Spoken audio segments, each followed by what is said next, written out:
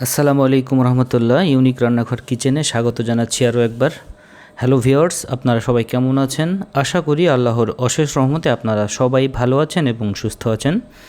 আজকে আপনাদেরকে খুবই সহজ এবং দুর্দান্ত একটি রেসিপি তৈরি করে দেখাবো। আপনি যদি আমার দেখানো এই পদ্ধতিতে আজকের এই রেসিপিটি তৈরি করেন, তাহলে এই রান্নাটি বারবারই আপনার কাছে খেতে চাইবে এবং সবাই আপনার রান্নার ভক্ত হতে বাধ্য হবে ইনশাআল্লাহ। এই জন্য আপনাকে অবশ্যই কিছু টিপস অ্যান্ড ট্রিক্স ফলো করতে হবে। বাই দ্য ওয়ে, আমি সাথে আছি আব্দুল সামাদ। আপনারা দেখছেন ইউনিক রান্নাঘর। ইউনিক রান্নাঘর কিচেনের আজকের আয়োজনে থাকছে কুমড়ো বড়ি দিয়ে জাপানি মাছ রান্না। আমি আপনাকে অনুরোধ করব আজকের এই ভিডিওটি না টেনে পুরোপুরি দেখার জন্য, তাহলে ভিডিওর মধ্যে থাকা সবগুলো টিপস অ্যান্ড ট্রিক্স আপনি পেয়ে যাবেন। তো বন্ধুরা, তাহলে আর দেরি কেন, চলুন রান্নার পুরো প্রসেস প্রণালীটি দেখে নেই। আজকের এই রেসিপির জন্য আমি এখানে একটি জাপানি মাছ থেকে আমি 5টি টুকরো নিয়েছি এবং এটাকে ম্যারিনেট করে নেওয়ার জন্য আমি 1 চামচ পরিমাণে নুন দিয়ে দিলাম, 1 চামচ পরিমাণে হলুদ গুঁড়ো দিয়ে দিলাম, আর এখানে দিয়ে দিতে হবে সামান্য পরিমাণে সরিষার তেল। এগুলো দিয়ে দেওয়া হলে খুব ভালো করে এগুলোকে ম্যারিনেট করে নিতে হবে, যেন মাছের সঙ্গে মশলাগুলো খুব ভালোভাবে লেগে যায়। আমি ঠিক এই রকম করে সবগুলো মাছকে ম্যারিনেট করে নিয়েছি। এখন চুলোয় একটি প্যান বসিয়ে দিয়েছি এবং এটা যখন খুব ভালো করে গরম হয়ে এসেছে, তখন আমি এখানে দিয়ে দিয়েছি পরিমাণ মতো সরিষার তেল। তেলগুলো যখন খুব ভালোভাবে গরম হয়ে আসবে, তখন আমি এখানে মাছগুলোকে ঠিক এই রকম করে একে একে দিয়ে দেবো এবং মাছগুলো যখন একদিক ভাজা হয়ে যাবে, তখন আমি ঠিক এই রকম করে অপর দিক ভেজে নেওয়ার জন্য উল্টে দেব। আপনারা ঠিক মাছগুলোকে এইরকম করে উল্টে দিয়ে ভেজে নেবেন। মাছগুলো যখন খুব ভালোভাবে ভেজে নেওয়া হবে, তখন আমি এরকম করে একে একে মাছগুলোকে উঠিয়ে নেব। আপনারা ঠিক এইরকম করে মাছগুলোকে লাল লাল করে ভেজে নেবেন। মাছ ভেজে নেওয়ার অবশিষ্ট তেলে আমি এখানে দিয়ে দেব এখন সামান্য পরিমাণে গোটা জিরে এবং সামান্য পরিমাণে কালো জিরে। একটা লাল মরিচকে আমি 2 টুকরো করে দিয়ে দিলাম। এখন এগুলোকে একটু হালকা করে টেলে নিতে হবে, তাহলে এই তেলের সঙ্গে অনেক সুন্দর একটা ফ্লেভার চলে আসবে।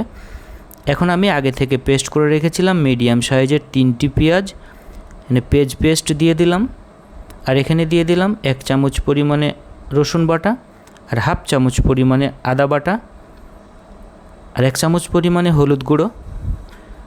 ঝালের জন্য দিয়ে দিলাম 1 চামচ পরিমাণে মরিচ গুঁড়ো, আর 1 চামচ পরিমাণে ধনিয়া গুঁড়ো, আর 1 চামচ পরিমাণে এখানে আমি নুন দিয়ে দিয়েছি। আপনারা আপনাদের স্বাদ অনুযায়ী নুনটা দিয়ে দেবেন। এগুলো খুব ভালো করে নেড়ে নিতে হবে, এটা যেন পুড়ে না যায়। এজন্য আমি এখানে সামান্য পরিমাণে পানি দিয়ে দিলাম।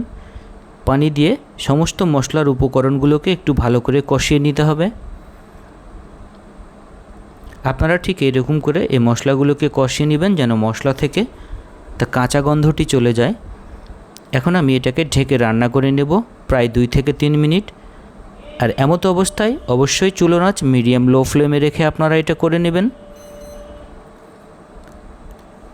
মশলা থেকে যখন তেল ছেড়ে আসবে, তখন আমি এখানে ঝোলের জন্য দিয়ে দিলাম পরিমাণ মতো পানি। পানি দিয়ে দেওয়া হলে আমি এটাকে খুব ভালো করে নেড়ে দিচ্ছি। এটাকে খুব ভালো করে নেড়ে দেওয়ার পরে আমরা এটাকে এখন ঢেকে রান্না করে নেব প্রায় 10 মিনিট। যখন এরকম করে মশলা থেকে তেল ছেড়ে আসবে, তখন বুঝে নিতে হবে আমাদের মশলা কষানো হয়ে গিয়েছে।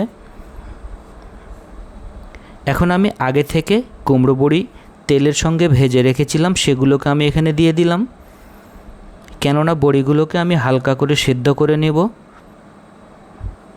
এখন আমি এটাকে ঢেকে রান্না করব প্রায় 5 মিনিট।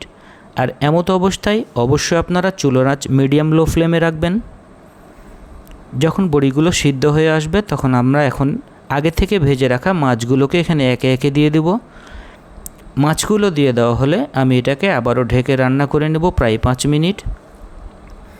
5 মিনিট পরে ফিরে আসছি এবং এটাকে খুব ভালো করে নেড়ে দিচ্ছি।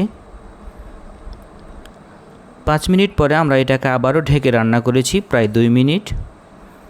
দেখতে পাচ্ছেন আমার রান্না প্রায় শেষের দিকে। এখন আমি এখানে দিয়ে দিলাম 1 চামচ পরিমাণে জিরে গুঁড়ো। আমি এটাকে আগে থেকে ভেজে গুঁড়ো করে রেখেছিলাম, সেখান থেকে আমি 1 চামচ পরিমাণে দিয়েছি এবং চুলোর আঁচ মিডিয়াম লো ফ্লেমে রেখে আমি এটাকে রান্না করে নিয়েছি প্রায় 2 মিনিট। 2 মিনিট রান্না করে নেওয়ার পরে আমার রান্নাটি একদমই শেষ। তো ফ্রেন্ডস, আপনারা দেখতেই পাচ্ছেন আমার রান্নাটি কত সুন্দর এবং ইয়াম্মি দেখাচ্ছে।